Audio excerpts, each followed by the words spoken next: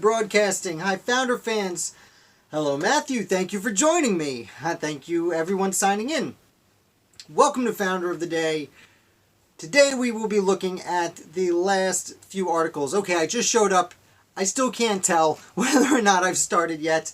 As everyone's rolling in, thank you so much for coming.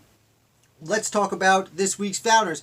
Before we get started, as everyone's rolling in, I do want to say I am running again off my laptop. I will change over to this color to get a little more light. Running off my laptop, as I mentioned last week, I did have a computer die on me, my desktop. I'm going to talk about this for just a minute and then we'll get into it. You could skip ahead if you're not interested to hear about the goings-on of Founder of the Day, but real quick, I thought you'd be interested. Since this computer died and I just got it back, I have a brand new hard drive. I got it back today. I have to go and enter all my passwords back in, which I'm not really looking forward to, but I will do that either tonight or tomorrow. So I'm going to use this as an opportunity to improve Founder of the Day in the YouTube channel. So what I'm hoping to do is not only get that working again, but I'm going to get a second monitor to put right here. I'm going to get a better camera to put on top of it, and I'm going to get a microphone to hopefully make things sound a little bit better. Hopefully, I think it looks about the same. You might not know I shoot this on my phone, and my phone actually looks better than I bought this for like $100 in December, and it's garbage. It had like a microphone. I was like, oh, it's a YouTube, it'll work. And no, it's terrible. It's garbage. So I'm going to hopefully improve that. I'm also going to get some blackout soundproofing for the windows so I can stop the cars driving by that you guys hear. So I'm hoping to do all that. So if you're interested in helping out with that, please check out my Patreon page. I would really, really appreciate any support because, you know, it's kind of an expense and, you know, doing it out of my pocket. Although there are a few patrons. Matthew, you're already here. I know TJ's probably coming. There's a bunch of patrons who are great. You guys don't have to worry about that. You are saviors for me. Thank you so much for helping contribute to this and make this better and a better experience for everyone. So that being said, 2 minutes in, sorry for wasting your time. It's my little spiel. Let's talk about this week's Founders. Now, last Thursday, I wrote a really strange article, and I knew it was strange before I wrote it. I knew it would be hard to talk about here. It's not about a founder. It's about orphans and courts. Specifically, Orphans Courts. Now, I read about Orphans Courts for like 2 hours trying to learn all I can because I was researching one founder who I never ended up writing about, and I was reading about the Orphans Court that it said, oh, this guy's runs an orphans court. And I'm like, what is an orphans court? So I tried to find everything I could. And in the article, I do believe I put a link to the one source that I found that's free that was, you know, really well written, which itself said no one really ever talks about this. So real quick, we'll go over orphans courts. They started in London, possibly as far back as the 13th century. And by the time they came to America, they started in Pennsylvania in the in the mid-1600s. So not too long after Pennsylvania was founded, they actually came out with their first orphans court. Now, the original goal of orphans courts was to make sure that orphans got the property that was left to them. It wasn't to take care of orphans. It was to make sure if you were a father, and only a father, and you left money or land to your son, and only your oldest son, that person got the money or property that was properly left to them. Because that's the society they lived in, and that's just simply how it worked.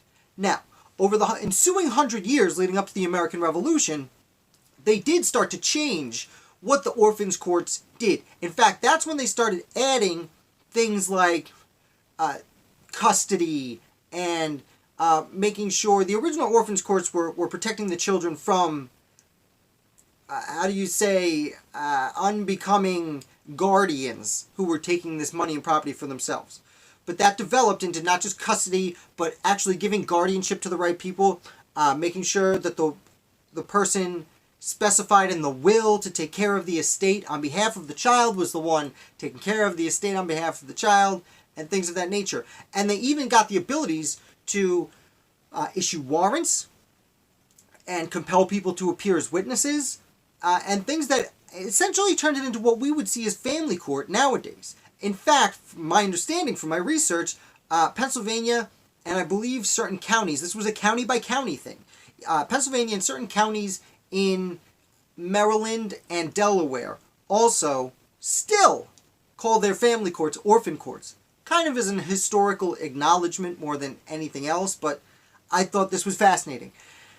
And I looked as much as I can, and I found a letter of application to Thomas Jefferson. Let me just check who it was from a man named Abraham Fall, who I know absolutely nothing about, never made him founder of the day.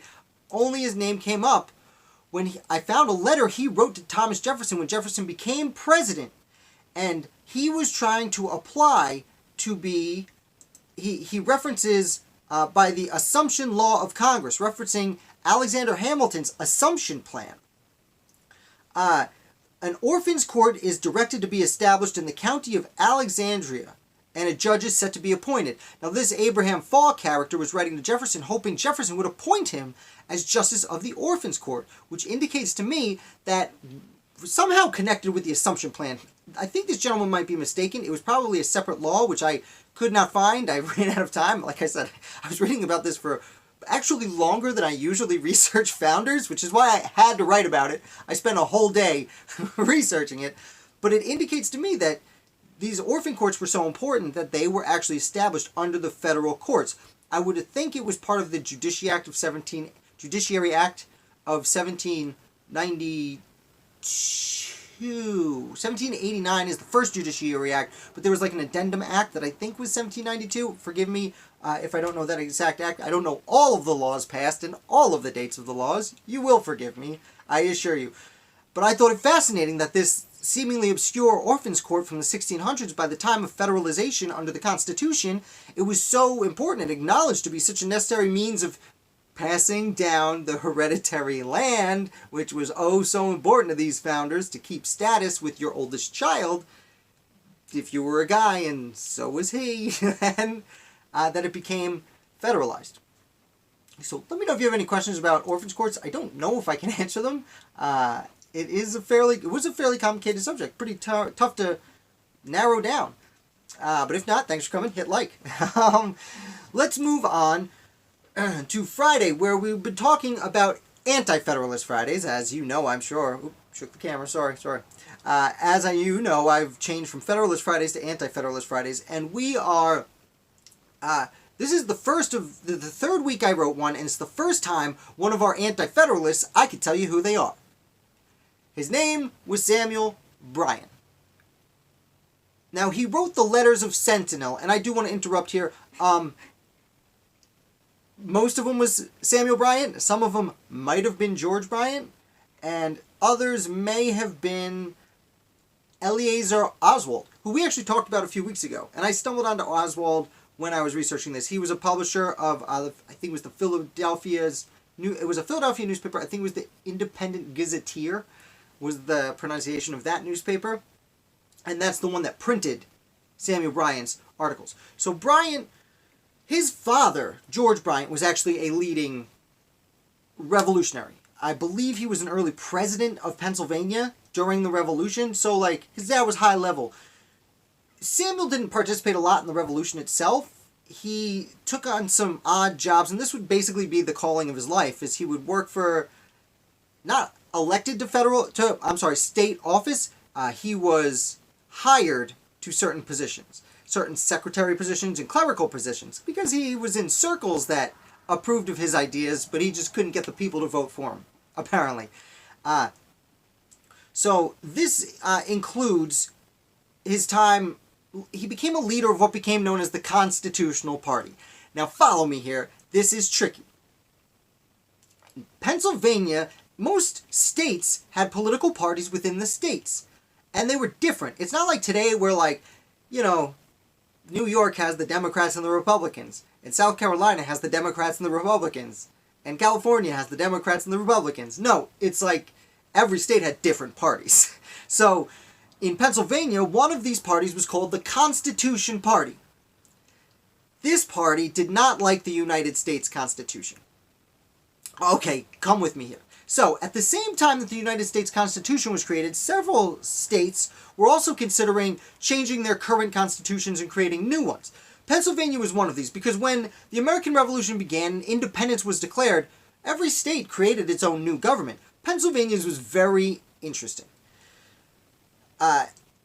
There was it was a unicameral legislature, which means there was just one assembly. It wasn't a House and a Senate, just one assembly. And it didn't have a governor. It had a president who was the top dog in the a board, essentially. The name was the Pennsylvania Council. It was a board of a few people who were the executive branch, and there was a president of that board. Okay, so you have the assembly and the board, and the Council of Censors. And the Council of Censors was this fascinating idea that they had that essentially was a group of people that met once every 7 years, and they could come in and just delete the government. More or less. They could say, they would come in and search for corruption, and they could just fire whoever they wanted. Now, Samuel Bryan worked as a clerk for the Council of Censors in about 1780. Doesn't seem like much happened there because they kept this Constitution, but by the time the United States Constitution was being ratified, the people of Pennsylvania were saying, okay, this experiment's gone on long enough. Yeah, we outlawed slavery, and that's great and all, but the board doesn't get anything done. Like nowadays, sometimes you hear people say, like, we shouldn't have a president, we should have, like, a board, which is an interesting idea, but I recommend you send them to go read about Pennsylvania's unicameral legislature and its Supreme Executive Council in the 1780s to see how that might not be the best idea. Maybe if you did it better. Who am I to say?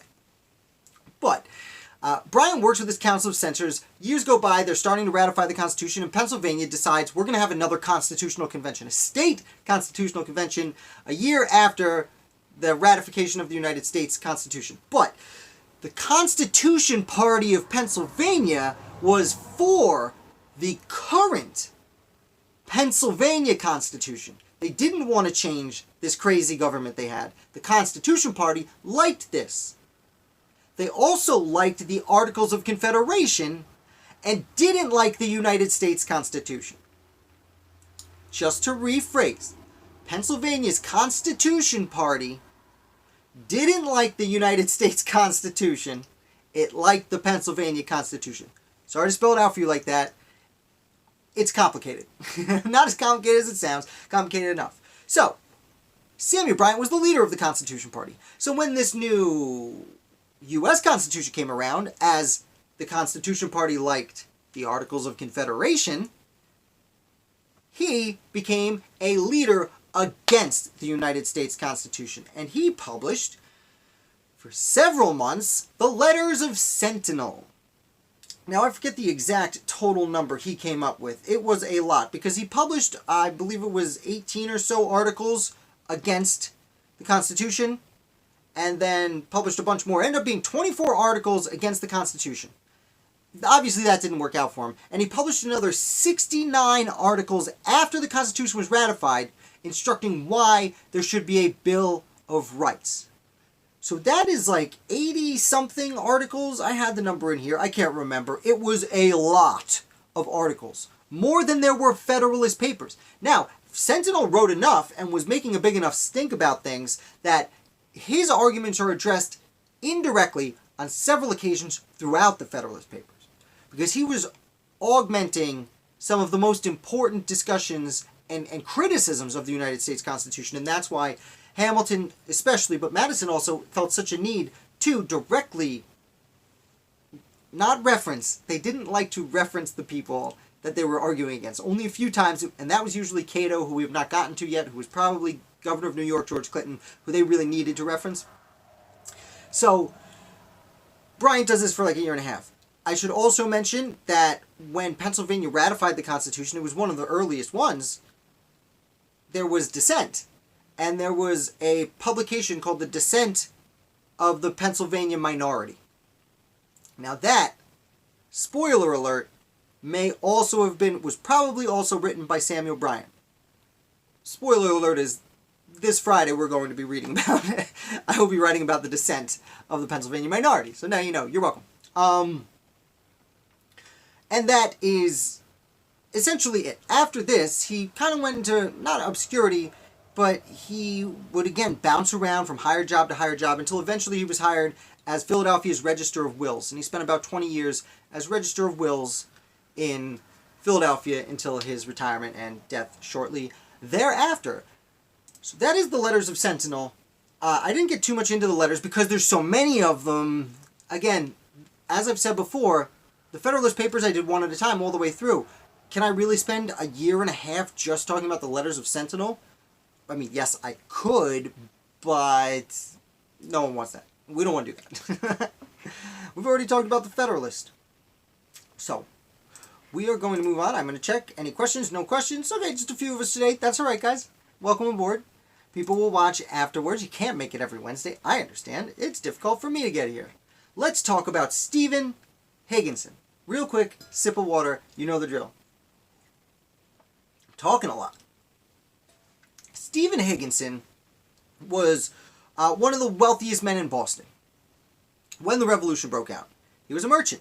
He owned a bunch of ships. He didn't want to pay his taxes. He and John Hancock had a lot in common.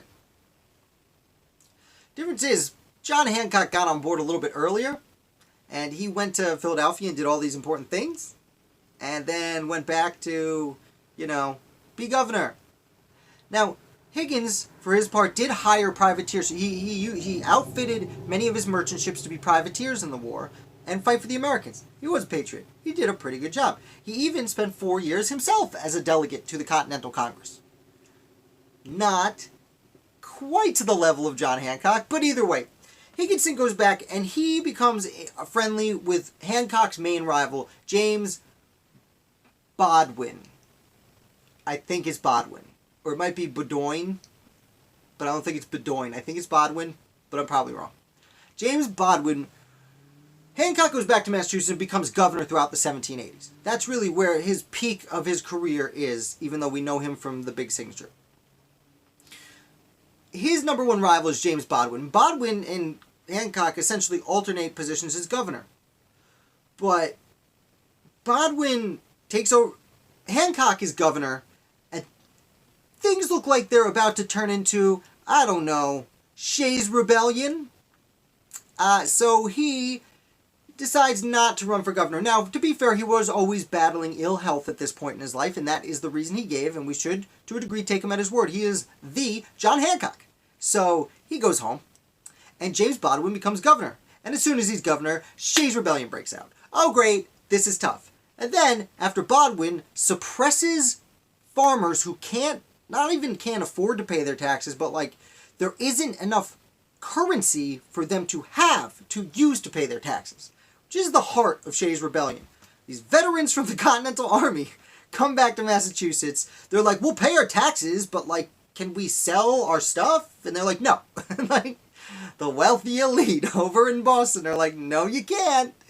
And then Bodwin sends out the militia to suppress them. Although, to be fair, they got violent and started attacking courthouses, which is, ill-advised, but, that's what George Washington did a decade before. Kind of. Washington wasn't attacking courthouses. That's a bad analogy. But either way, back to Higginson. Bodwin comes in as governor, suppresses farmers, and then Hancock says, I'm going to run for governor again. Great. Now that the problems are solved. And that's exactly how Higginson felt. So Stephen Higginson writes a series of articles called the Laco Letters. And the Laco Letters criticize John Hancock for exactly what I just said. Hey, you bailed when things got tough. We took care of the dirty work. There's a motorcycle driving by. And now you expect to just come back and be governor? Come on. He also took personal shots at Hancock, calling him vain and greedy, which the first one was definitely true. Greedy is tough. He risked his entire fortune for the American Revolution. But he definitely was a little bit vain. Most of them were. Most of us are now too. Let's be frank. So Higginson writes the Laco Letters, and they backfire. And Hancock wins in a landslide, which should have been obvious. He was the John Hancock. He was the president of the Continental Congress when they signed the Declaration of Independence. He was going to win. He was always going to win every time he wanted to run. The only person who could even plausibly challenge him was Sam Adams. And they just didn't. They had some disagreements at the end there, but they were friends the whole time. So, Stephen Higginson continued to be, super wealthy the rest of his life, and he also held minor offices throughout Massachusetts for the rest of his life, so he was a firm patriot. He did end up being associated later, years later, something called the Hartford Convention. During the War of 1812, several people from New England got together in Hartford, Connecticut, and discussed, is this really the direction we want the country to be taken? They were former Federalists, and the Federalist Party had already died out by the time the War of 1812 started, but there were still people alive who used to be Federalists, and James Madison is president, he's still alive, and they got together and they had this meeting, and they were accused of wanting to secede from the United States. Now, this isn't true. There was one person there who floated the idea before he went, and several people were sent to this meeting actually to make sure that was not discussed. But they were accused of discussing it, and then a few weeks later, the War of 1812 is won, and you look really bad. So, Higginson, now a very much older man, was associated with some of the people who went. And therefore, that was kind of a poo-poo ending to an otherwise, like I said, not great, but patriotic career of Steve Higginson. So let's check it out. Any questions? I am here. You guys have questions? Here I am. Well, I'm getting through it. So let's talk about Richard Carey. Richard Carey was one of George Washington's indispensable men. Richard Carey was part of George Washington's family for about 7 months in 1776, by which I mean he was an aide-de-camp to the general. Richard Carey does not even have a Wikipedia page. I know that's crazy, and I don't do all my research on Wikipedia. Don't worry, I just always check Wikipedia just to make sure, in case there's a story out there I didn't find in the real stuff, and then I go look for it. He doesn't have a Wikipedia page. This dude worked for George Washington. So let's talk about it. Because on the internet, my article is probably the most thorough research you're going to find on Richard Carey. I don't float my own boat that often, but I saw him, his name is in a list of guys of the aides-de-camp. The 32, as far as my count, 32 aides-de-camp of George Washington. And he's not even on there. So I looked into him. He went to Harvard. He came from a wealthy Massachusetts family. And after he graduated, he traveled through all 13 states looking for business connections, making friends. And this seems to be when he met George Washington, well before the war. Well, a little bit before the war. He traveled through Virginia and met George Washington. So the men had an acquaintance. And then he goes back to Boston and starts working. And actually, Carey's one of the last patriots to evacuate Boston after the British get there. Or they've been there, but after Lexington and Concord, he stays to, handle his affairs as long as he can. It runs out at the last minute. And when he does, he joins the army, because by this point, the Continental Army is sitting outside Boston, waiting there. They just sit there for about a year. He comes out about the time of the Battle of Bunker Hill, though I don't know he participates in it. But Carey ends up going and distinguishing himself in several of the skirmishes around Boston. There would be foraging skirmishes and such. And he comes to the attention of George Washington, who remembered him from years earlier. And Washington actually recruits him and says, hey, be my aide-de-camp, as we discussed. Join my family. And this is in June of 1776, which is really before there is any family. Although I will note, so it's a year later. It's 1776. So they've sieged Boston and the British left. And at that point is when he brings him in. And now, Carey would stick with George Washington until the following December, when he left to get married. During his time there, there's not a whole lot to be impressed with. Except, the one story I found that is super interesting is Martha Washington actually came with her son, John Parke Custis, to Boston to visit George. Now, when George moved with the main army from Boston to New York, they took one road, but they didn't want Martha and John Custis being involved. So, Richard Carey and Robert Hanson Harrison, who is another founder I haven't made enough about. He was one of most of the family George Washington had as aide-de-camp were younger men. Harrison was a little bit older, but he was essentially George Washington's personal secretary and more or less chief of staff of the Continental Army for almost the entire duration of the war. It's astounding that no one knows his name. So, Robert Hanson Harrison, I'll make a video about him in the next week or two, because fascinating. So, Carey and Hanson escort Martha Washington and her son from Boston to New York City on the path further inland to make sure that they're not attacked by the British. So, again, he worked until December 1776, and then he left. And he went to St. Croix, or Croix? I don't know how it's pronounced, St. Croix in the Caribbean, and he started a new merchant firm. And this wasn't just any merchant firm. What he started doing is he was running the gauntlet.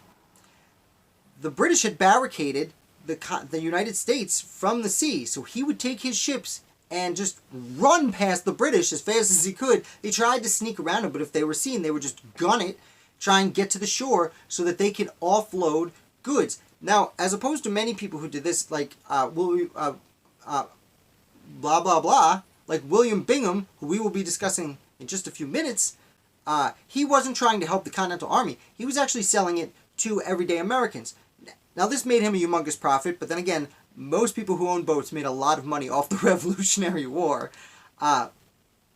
He made a lot of money from it, but he was bringing things in that people needed. Because, remember, most of what came to the United States before the Revolutionary War was imported. And the idea of the original boycott after the First Continental Congress saying, hey, no, British, we don't want your goods. I mean, the only people who were allowed to bring goods to the United States were approved by the British. It's one of the reasons they all started making their own clothing and doing, one of the reasons women were so important to the revolution is they started taking on the duties of creating things, products that used to be imported. So Carey starts this business and helps bring some of this to people. Now, it's not that much. It's enough, and it's mostly to wealthy people, but still, he's bringing it in. Eventually, he moves to upstate New York, where a lot of people were investing in, speculating in land in upstate New York at the time, and that didn't go well for most people. Now, Carey ended up building a mill, which was a better idea, but it was a big expense, and he couldn't quite handle it, and it went out of business. And he had to declare bankruptcy and lived a kind of obscure life, actually in Cooperstown, New York, where he died and is buried not far from the Baseball Hall of Fame. So if you're a baseball fan, you should be a Richard Carey fan. Though if you're watching this, you're probably a Richard Carey fan, I would assume. Let's see if any questions. No? Okay, it's just a few of us stay hanging out. That's okay. That's great. I am here for questions if you were to have them. I'm going to take a quick sip of water, and we are going to get into the killing of Cornelius Wincoup. Now, I stumbled onto Cornelius Wincoup while I was researching another person, James, I think, Wincoup. Apparently unrelated. But I found this story and I had to tell it. Now, I'm going to be full disclosure here. Sometimes I don't write articles I'm super happy with. And this is one of those articles. This weekend, I had to drive to Long Island to visit my mom, who just had a new shoulder put in, and then my buddy, who is on chemo. And I drove back in like 24 hours. So while I was on Long Island, I busted this article out. I had a few. I should have just used one of the ones I had on reserve. But no, I was like, oh, Dad, I'll just do an article real quick while I'm, talking to my dad I never see anymore. So that was a bad idea. But the story is great. So Cornelius Wincoup, kind of a nobody, but the Wincoup family lived in Hurley, New York, which is in Ulster County. They dominated, the Wincoup family dominated what I understand to be called the Associators of Hurley, which seems to have essentially been a committee of correspondence, except in Hurley they wanted to be cool and gave it a different name. So he's one of these associators. He may or may not have been the one to greet George Washington when he first came to town, but either way, Cornelius Wincoup joins the Revolution as a colonel, and is a colonel until 1776, and I'm sorry, is it a colonel? I want to make sure I get it right. Yes, a colonel of the 4th Regiment, which included 5 companies from Albany, New York, and then it was 1 from Ulster and 1 from Dutchess County, or 2 from Dutchess County. Something like that. It was definitely 5 from Albany, and companies had 8. Regiments had 8 companies in them. So he had a lot of dudes under him. Went and fought for a year, went back, but then continued as a private citizen, not only helping support the war, but recruit for the militia. He did a lot of recruiting for the militia, which was Doesn't sound as good as fighting in the war, but it was extraordinarily important to, getting an army, or at least a militia. So he does that. Now, he was pretty wealthy, and the Wincoup family was wealthy, and they essentially had a manor. And I've talked about this a little bit before. Slavery in New York is peculiar. It's a bit of a combination between the South, where they had massive plantations, and New England, where even the richest families only had like 5 or 6 slaves tops. Most people would have 1 or 2 who lived in their house as a part of their family. It was a lot different. Not good. I'm not justifying slavery in any fashion. Don't cancel me. That's not what I'm talking about here. But New York was a combination of both. They had a little bit more slaves than you have in New England, but not on plantations. But New Yorkers who owned the manors basically owned all of the land. So even the white settlers were tenant farmers who would rent the land and were essentially feudal serfs. So no one had it great in New York. Except me now, this is different. But no one had it great in New York. I say this because he had some slaves. And one of these slaves, a man named Charles, was there. So Cornelius comes home from visiting a friend one night and goes to sleep. And he hears some arguing in his kitchen. Now, from my interpretation of the story, it was his son arguing with Charles, the slave. He goes outside to see what's wrong, and there's no one in the kitchen. So he steps out into the backyard where it's pitch black, and Charles hits him with an axe in the head. And he goes down pretty quickly, as you might imagine. Soon thereafter, his son comes out and is looking for Charles because he still thinks Charles is mad at him, and goes out and trips over his dad, and they think he's just they don't know what to think. They bring him inside and realize, oh God, no, he's this is not going well. And Cornelius dies that night. Excuse me, I apologize. He dies later that night from an axe murder. You don't get a lot of axe murders in the American Revolution, but we like to spice it up here at Founder of the Day. Now, again, it seems that this was mistaken identity. Charles ran away, but he was taken into custody and brought to the courthouse. And that's where I read it. There was a really interesting, and I don't know if I included the link actually in here, but there was a really interesting newspaper clip from back then that I read, which is what turned me on to this story. Googling Wincoup, Winkoop, is a very unique name, and when you type revolution after that, this came up. So I searched as hard as I could. Again, I was very distracted. The fact that I was surrounded by my parents, it was stupid. I hopefully have learned from this mistake. But I could not find what happened to Charles. So this story ends very abruptly. Thank you for watching. We will move on. If you have any questions, I will try and answer them. I did try and look, but we had the hockey game on. Can't win them all. I spilled water on my mouse. Oh no, what's happening? Computer's dead. Things are going wrong. Everyone I know on Long Island has a new shoulder for some reason. It's a very peculiar set of circumstances here. I'm going to check, see if there's any questions. Nope.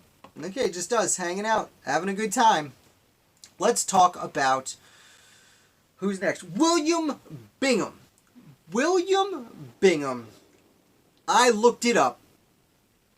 The last time I wrote about William Bingham was before I created Founder of the Day. 2020, Matthew. 2020. I don't know. Maybe next year. So, William Bingham was one of the original articles. When I created Founder of the Day, I wrote some articles ahead of time so I didn't launch a website with nothing on it. And I did what I like to call the Big Six: Washington, Adams, Franklin, Hamilton, Madison, Jefferson. They all got an article.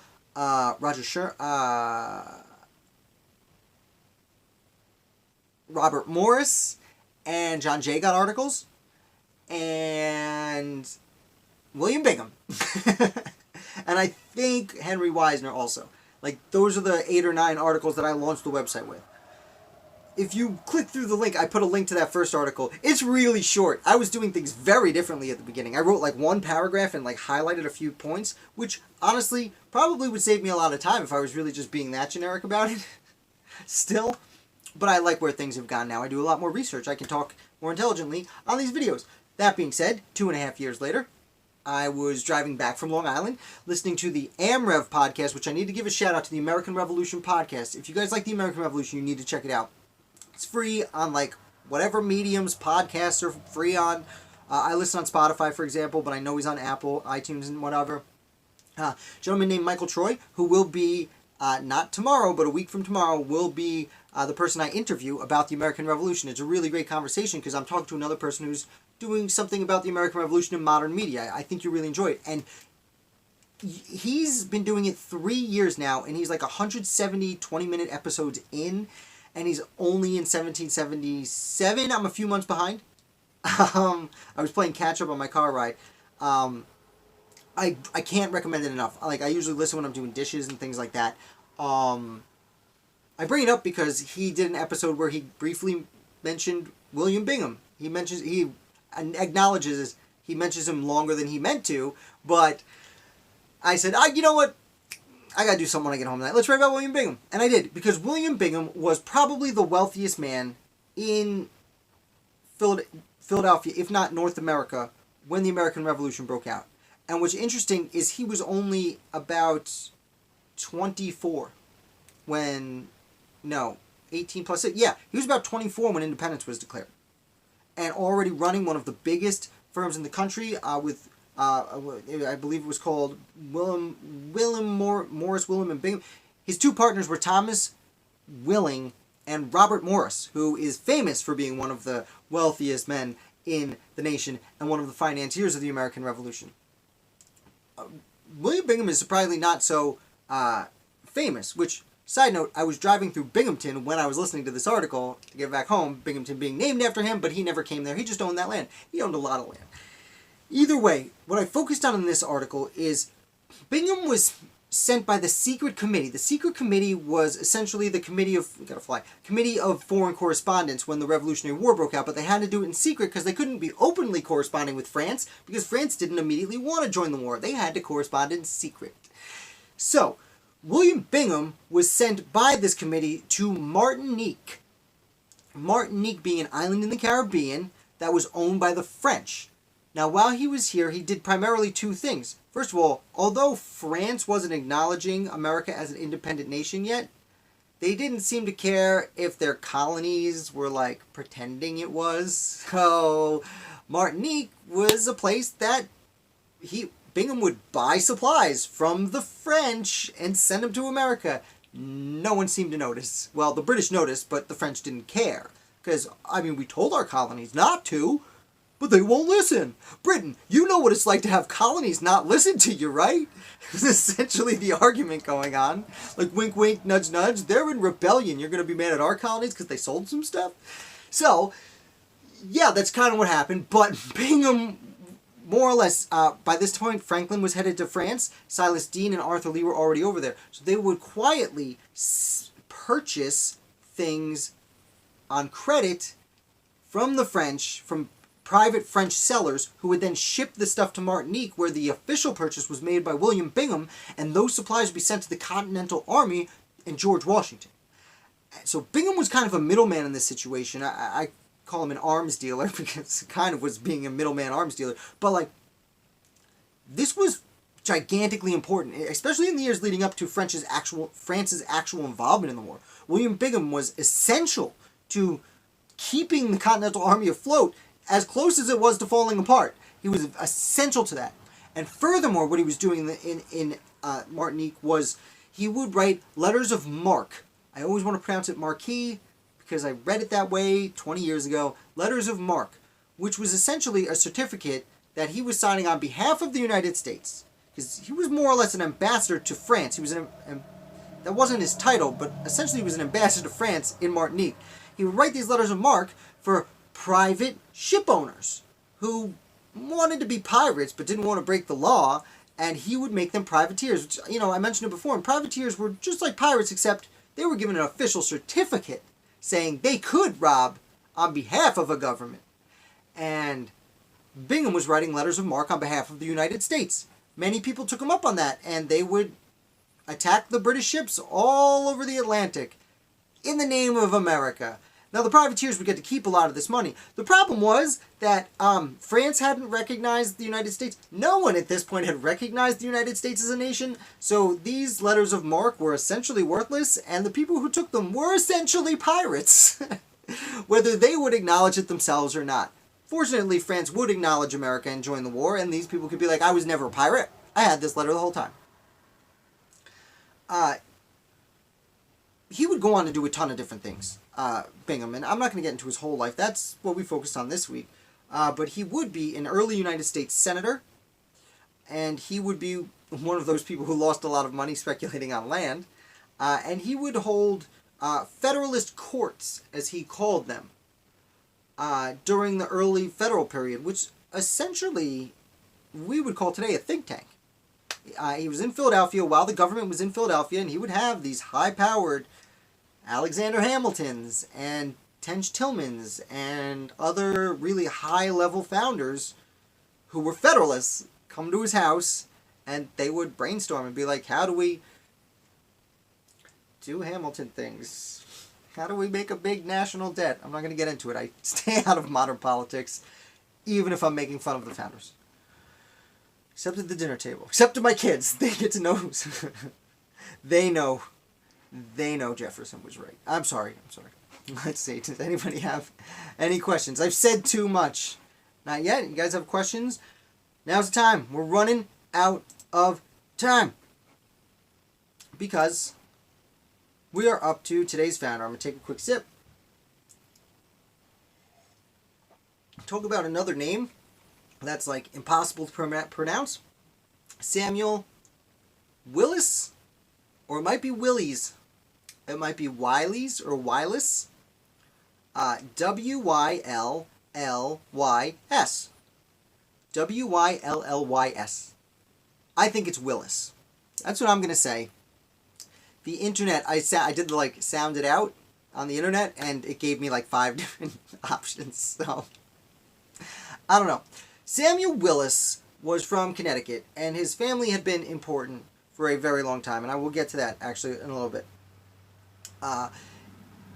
Suffice to say that Connecticut, at least at the time, I'm not sure if this is still true. I don't think it is. I think Hartford is the only capital now, but Connecticut, before it was the colony of Connecticut, was actually 3 colonies. I think it was New Haven Colony, Saybrook Colony, and Connecticut Colony. I think. It might have been Hartford Colony. And they all came together a few decades before the Revolution under one colony. But they kept 2 capitals, New Haven and Hartford. And the only road from New York City to Boston, or the only real road, which I believe today is Route 1, went through both of these towns. Now, it could be dangerous out there all by yourself, especially if you happened to be governor of Connecticut. And the governor had to go to both capitals when either capital was having meetings. So it would be, the governor was led by a militia unit, would be called in and say, just bring the governor over there, and they'd be like, oh, fine.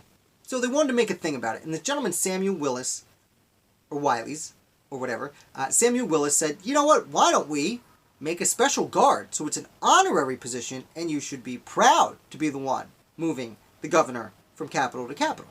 And this was in 1771. And the assembly thought it over and were like, yeah, that's a great idea. So they did it.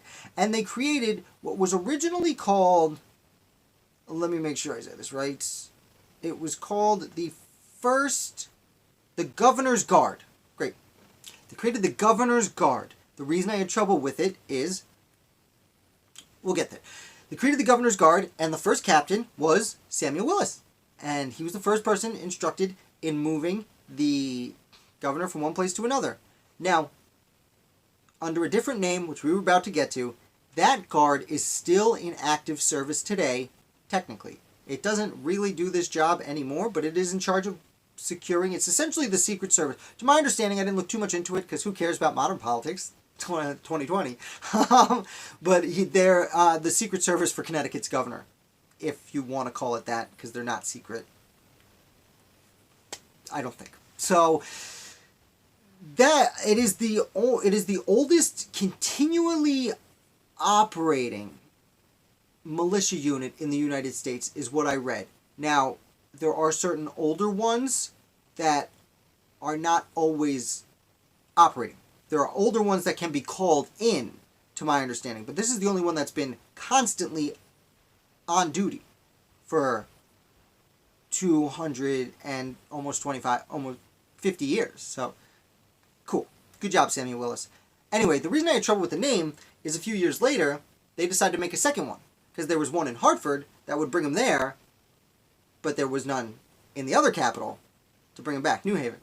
So, a guy named Benedict Arnold said, why don't we start a second one? And they were like, yeah, because remember, this is when Benedict Arnold was thumbs up. This was before the Benedict Arnold we remember. So they changed the name a little bit, but then they also made 2 horseback units for each department. So, Samuel Willis's unit is currently called the 1st Company Governor's Foot Guard. The 1st Company Governor's Foot Guard, the oldest serving unit in the States. So, not long after this, he actually goes and becomes a colonel in the Continental Army because the war breaks out. Now, he serves under Joseph Spencer as a lieutenant colonel, but then Spencer's promoted to a brigadier. And Willis becomes a colonel, and then he's a colonel for almost the entirety of the war. He spends it all in the Northern Department. He never goes south.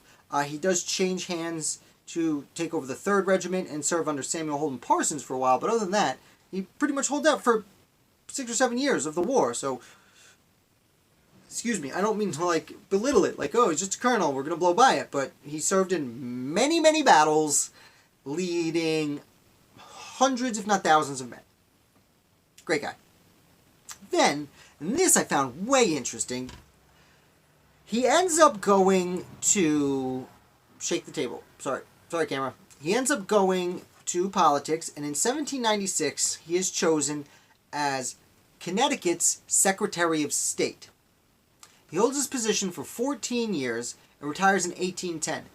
He took over Secretary of State from his father, who had been Secretary of State for 61 years, and his father took over as Secretary of the Colony, Secretary of State, 23 years before that. So, there was a Willis, from the grandfather to the father to Samuel, served consecutively as Secretary of State for Connecticut for 98 years. 98 years.